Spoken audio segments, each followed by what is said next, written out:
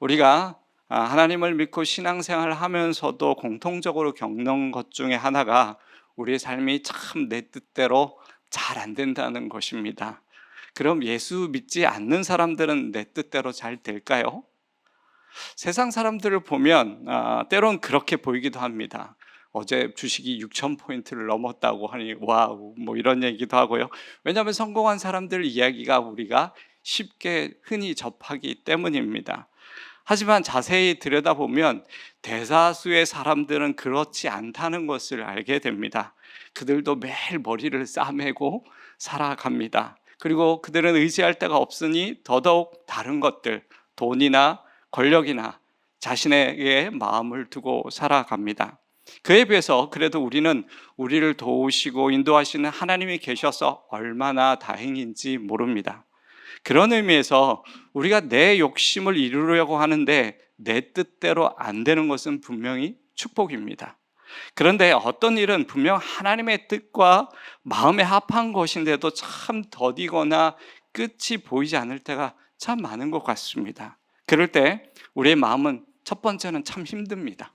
그리고 시험에 들기까지도 하고요. 나아가 그 기간이 길어지면 정말 신앙에 대한 깊은 회의와 무력감의 포로가 되어지기도 하는 것이 사실입니다. 이처럼 우리의 삶에 분명 하나님의 뜻인데 더디고 어려운 것들이 어떤 것이 있을까 제가 좀 생각을 해보았습니다. 아마도 가장 첫 번째는 가정의 신앙 회복이 아닐까라는 생각을 해보았습니다. 배우자의 신앙의 문제 그리고 자녀의 신앙 문제이겠다라는 생각을 해봤습니다. 가족들이 신앙생활을 잘했으면 좋겠는데 그것이 참 뜻대로 잘 안 됩니다. 그것도 그 일을 두고 얼마나 기도합니까? 그런데도 더디고 또 너무 더딥니다. 때로는 정말 이제는 포기해야 하는 그런 생각도 들기도 합니다. 어느 때는요 정말 열심히 기도하고 우리 가족에게 그래 예수를 좀 전해보거나 신앙생활 잘 해보자고 교회 가자고 이야기했는데 오히려 갈등만 더 생기고 심해지는 경우가 참 많습니다. 여러분, 가정신앙의 회복 내 뜻입니까? 그럴 수 있지만 하나님의 뜻입니다. 우리에게 주신 하나님의 사명이기도 합니다. 그리고 또 교회 사역과 공동체를 세우는 일은 어떠합니까? 우리 높은 데 푸른 교회가 건강한 교회가 되어지는 것이 하나님의 뜻이겠죠. 또 우리가 속해 있는 공동체와 부서와 실물가와 서로 사랑하고 서로 세워주는 공동체가 되는 것은 분명히 하나님의 뜻입니다. 그리고요, 요즘에 한국 교회가 많은 사람들의 지탄이 되고 있는데 이 교회들이 주님의 뜻 가운데 바로 세워지는 것은 분명하게 하나님의 뜻입니다.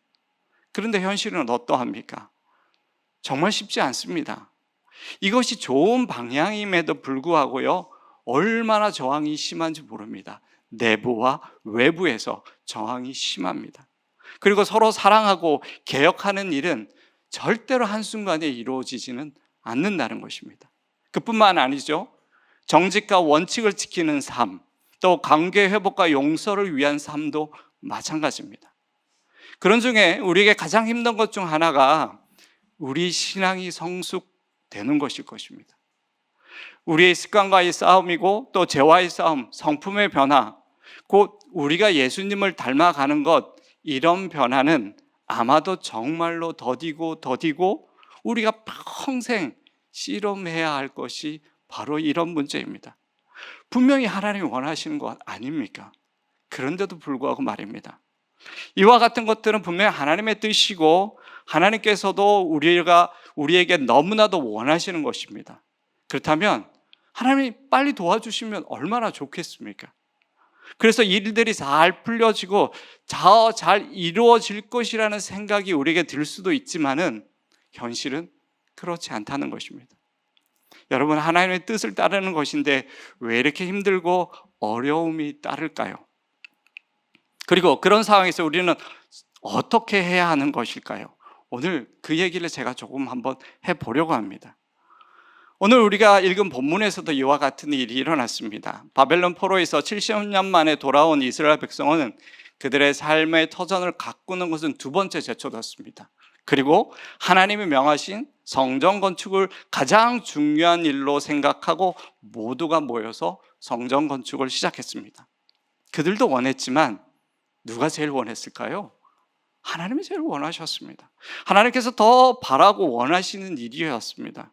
그래서 이스라엘 백성은 정말로 힘든 상황 가운데 있어서 가장 먼저 이 성전 건축을 시작했습니다.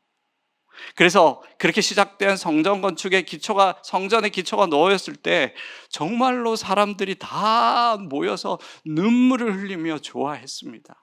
이제 그 뜻이 이루어지나 보다라고 생각했을 것입니다. 그래서 아마도 이 일이 순풍의 돛담배처럼 모든 일이 순조롭게 잘 이루어질 것이라고 생각하고 믿었을 것입니다. 누구 하나도 의심하는 자가 그 가운데는 없었을 것입니다. 왜냐하면 70년 포로 생활을 마치게 하신 이도 하나님이시고, 또 이 성전을 짓도록 다시 이스라엘 땅으로 보내게 하신 이도 하나님이시고, 성전 건축을 시작하게 하신 이도 하나님이셨기 때문입니다. 누구 하나 정말 이 일이 잘 안 될 거라고 생각하는 사람 한 사람도 없었을 것입니다. 그런데 갑자기 상황이 변했습니다. 이상해졌습니다. 이 성전 건축을 방해하는 대적들이 등장하게 됩니다. 오늘 본문 1절 다시 보게 되면요, 함께 좀 읽어볼까요? 사로잡힌 자들의 자손이 이스라엘 하나님 여호와의 성전을 건축한다 함을 유다와 베냐민의 대적이 듣고, 그리고 4절을 또 볼까요? 이로부터 그 땅의 백성이 유다 백성의 손을 약하게 하여 그 건축을 방해하되, 분명 이 일은 주의 백성들의 지난 70년의 수건 사업이었고 하나님을 위한 민족의 헌신이었음에도 불구하고 이 좋은 일은 시작하자마자 그들의 대적에 의한 방해를 만나게 됩니다. 감당하기 어려운 그런 어려움을 만나게 되었던 것입니다. 오늘 우리가 에스라 이 4장의 일부분만 읽었습니다. 4장 전체의 내용이 그 대적들이 얼마나 어떻게 이 일을 방해했는지에 대한 기록입니다. 그런데요, 방해이긴 하지만 에스라 4장을 전체를 읽어보면 정확하게 어떻게 방해했는지, 어떻게 했는지를 파악하기가 좀 어렵습니다. 에스라 4장을 읽으면 익숙하지 않은 많은 이름이 등장합니다. 오늘 본문에서도 마찬가지였죠. 대적자들의 이름, 또 왕들의 이름이 나옵니다.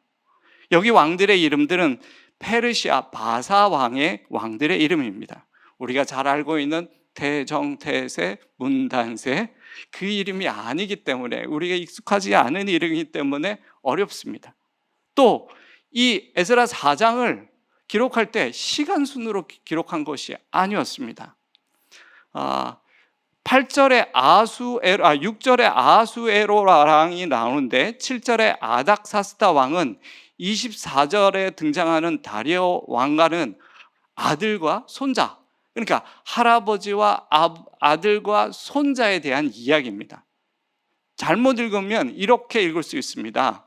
손자인 아닥사스다 왕의 기준으로 읽으면, 오늘 4장의 내용을 전체를 살펴보면 아버지와 아들 때 이스라엘 대적자들의 왕에게 고소하여 그 권력으로 공사를 하지 못하게 했다. 그래서 할아버지 때까지 성전 건축이 중지되었다. 이해가 안 되죠? 그러니까 성경을 이렇게 읽으면, 시간 순으로 배열하지 않기 때문에 잘못 읽으면 이렇게 읽을 수 있습니다. 여러분, 이스라엘 백성은 성전 건축이 중지되어서 마음이 어려운데, 우리는 성경을 보다가 시험에 들려서 이해하기 어려워서 어렵습니다. 다 어렵습니다. 에스라서를 왜 이렇게 기록했을까요? 이유가 있겠죠.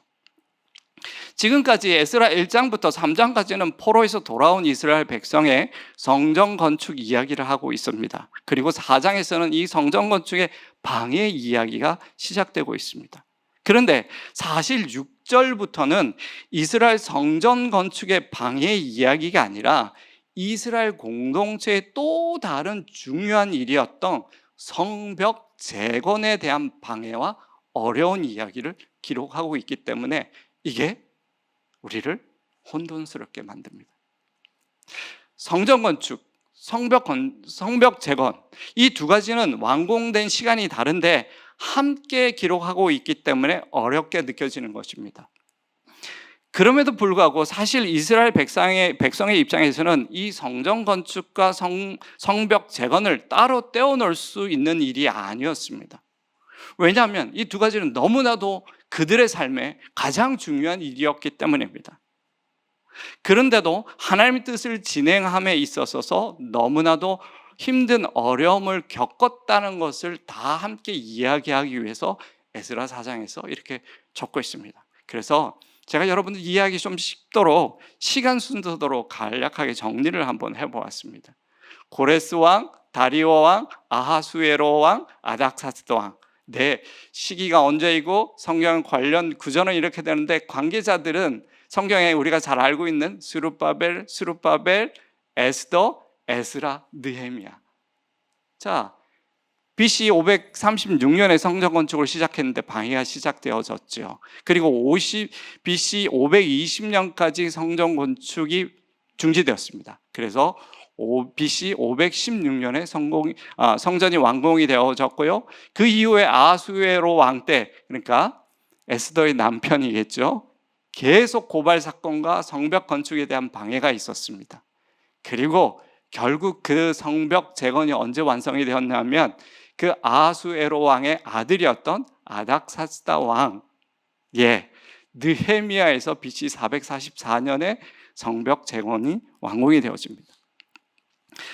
결국 성전 건축은 시작했지만 16년 동안 중지되었고요. 결국 20년 만에 완공이 되었습니다.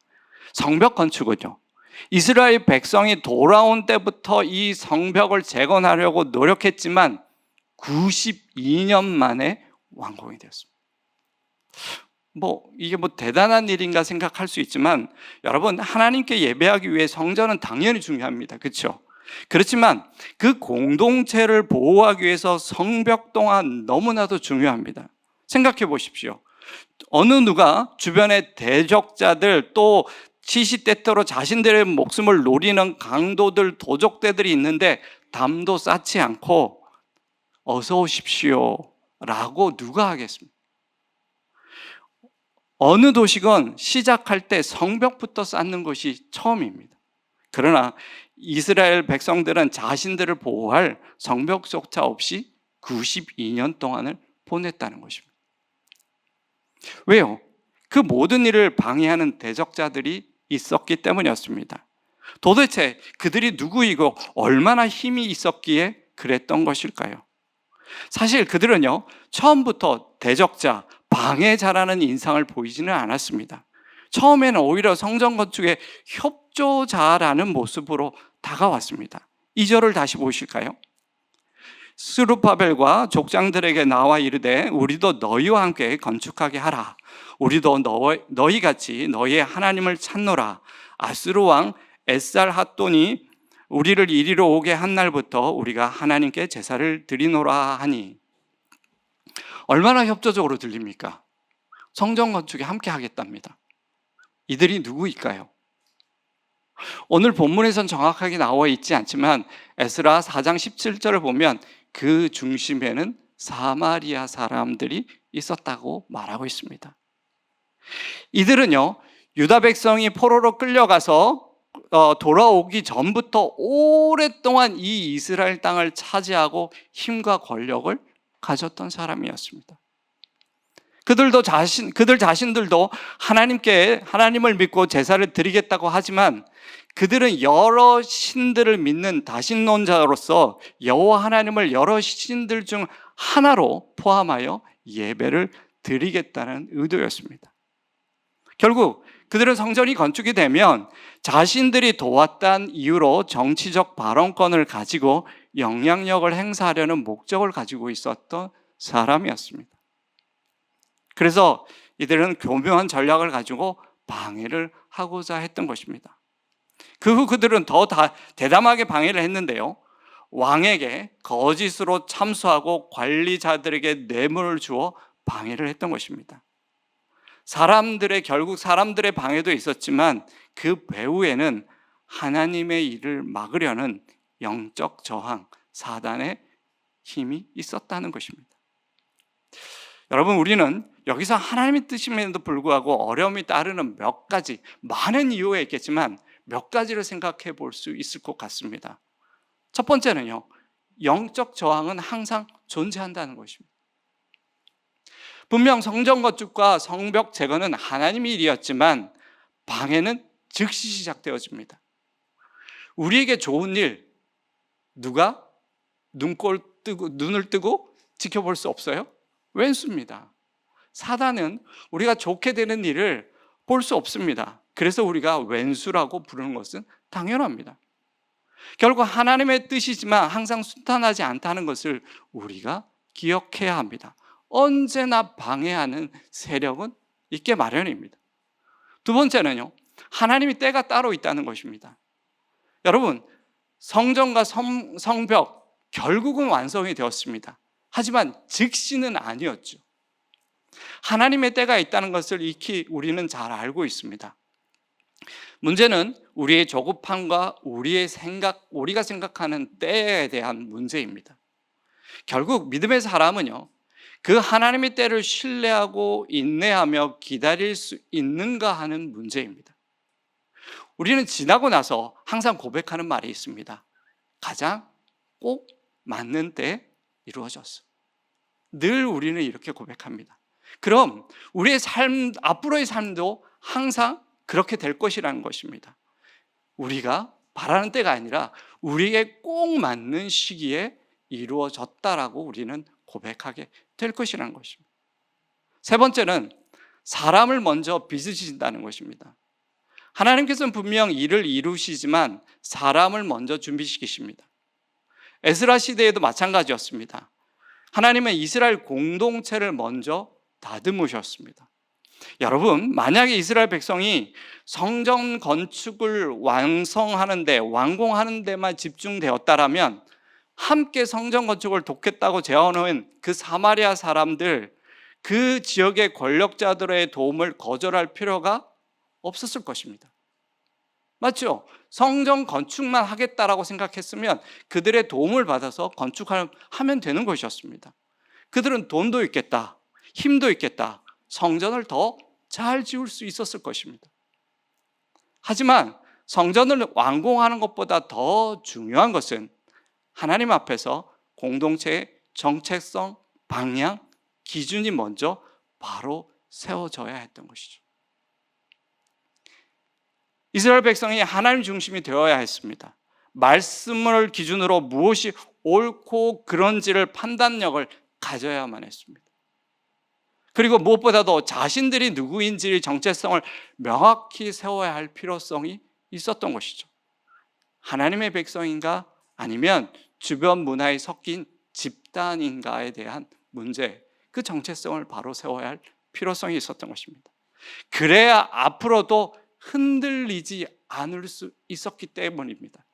하나님은 그래서 그들을 먼저 세우는 것, 성전을 먼저 세우는 것보다 이스라엘 백성을 먼저 세우는 것에 마음이 있으셨던 것입니다. 여러분이 아무리 성전이 세워져도 사람이 준비되지 않으면 그 성전은 또다시 무너지게 될 뿐입니다. 건물보다 더 중요한 것은 그것을 사용하는 사람, 그 사명을 감당하는 공동체이기 때문인 거죠. 그래서 하나님께서는 빠르게 이루는 것보다 바르게 이루는 것을 더 중요하게 여기십니다. 그렇다면 하나님 뜻이 이렇다면 우리는 어떻게 해야 할까요? 우리는 어떻게 할까요? 첫 번째는요, 타협하지 말아야 합니다. 이스라엘 백성은 그 첫 번째 단추는 잘 끼웠습니다. 오늘 3절을 보면 이스라엘 백성은 이렇게 말합니다. 3절 우리 함께 읽을까요? 스룹바벨과 예수아와 기타 이스라엘 족장들이 이르되 우리 하나님의 성전을 건축하는데 너희는 우리와 상관이 없느니라. 바사 왕 고레스가 우리에게 명령하신 대로 우리가 이스라엘 하나님 여호와를 위하여 홀로 건축하리라 하였더니. 여러분, 거절하는 게 쉬웠을까요? 이스라엘은 그때 당시에 포로에서 돌아왔지만 소수였습니다. 힘도 없었고요, 권력도 없었고 재력도 그렇게 강하지 않았습니다. 아마 도움을 받았으면 더 쉬웠을 것입니다. 하지만 그들은 타협하지 않았습니다. 사랑하는 여러분, 조금만 타협하면 더 빨리 될 것 같은 순간이 우리에게 있을 수도 있습니다. 하지만 하나님은 빠른 것보다 발음을 더 중요하게 여기신다는 것입니다. 두 번째는요, 감정이 아니라 사명으로 버텨야 합니다. 성전은 16년 동안 멈췄습니다. 성벽은 92년 동안 걸렸습니다. 여러분, 이스라엘 백성이 감정으로 다가갔으면 어떻게 되었을까요? 교회를 짓다가 16년 동안 공사가 망쳐서 교회에 있었다면 그 교회 교인들은 어떻게 되었을까요? 일단 담임 목사님 믿음이 없는 거 아닌가라고 생각할 겁니다. 그렇죠? 이게 하나님의 뜻인가라고 고민했을 것입니다. 그런 경우 내 교인들이 다 떠나가는 것들을 우리가 쉽게 볼 수 있습니다. 이스라엘 백성이 감정으로 다갔다면 아마도 100% 낙담으로 끝이 났을 것입니다. 사실 낙담이 더 자연스러운 것입니다. 하지만 그들은 포기하지 않았습니다. 왜죠? 그들에게 이것이 사명이었기 때문이었습니다. 사랑하는 여러분, 감정으로 살게 되면 포기하게 됩니다. 하지만 사명으로 살게 되면 버티게 된다는 것이죠. 세 번째로요, 하나님은 여전히 일하고 계심을 신뢰하고 작은 순종으로 계속해야 한다는 것입니다. 공사는 멈췄습니다. 사람들 눈에는 그렇게 보입니다. 그렇지만 하나님은 멈추지 않으셨습니다. 역사를 움직이시고 사람을 준비시키고 계셨습니다. 이스라엘 공동체를 지금 만들고 계셨던 것이죠. 멈춘 것처럼 보이는 시간에도 하나님은 가장 깊은 일을 하고 계셨던 것이죠. 그렇다면 우리도 그렇게 해야 합니다. 내가 할 수 있는 작은 순종을 여전히 해야 한다는 것입니다. 사랑하는 여러분, 오늘 포로에서 돌아온 이스라엘 백성들을 보면서 우리가 하나님의 뜻을 따르는 길이 항상 빠른 길이 아니라는 것을 조금은 알게 됩니다. 그렇지만 분명한 것은 가장 안전한 길이라는 것이죠. 우리 하나님은 지금도 일하고 계십니다. 그리고 어쩌면 그 일은 상황이 아니라 우리의 변화, 우리의 지금 환경이 아니라 우리 자신을 빚는 일일지도 모릅니다. 그렇기 때문에 우리는 포기하지 말아야 합니다. 그리고 타협하지 말아야 하고요. 오늘도 하나님께서 명하신 그 작은 순종을 계속해야 할 거라고 생각이 되어집니다. 그리하면 하나님께서 우리의 삶에 우리가 이루고 싶고 또 하나님의 뜻이인 그 일들을 가장 정확한 때에 가장 좋은 모습으로 이루실 것을 믿습니다. 우리가 그 소망을 가지고 오늘 하루도 하나님을 신뢰하고 우리의 작은 순종을 해나가는 저와 여러분이 되기를 소망합니다.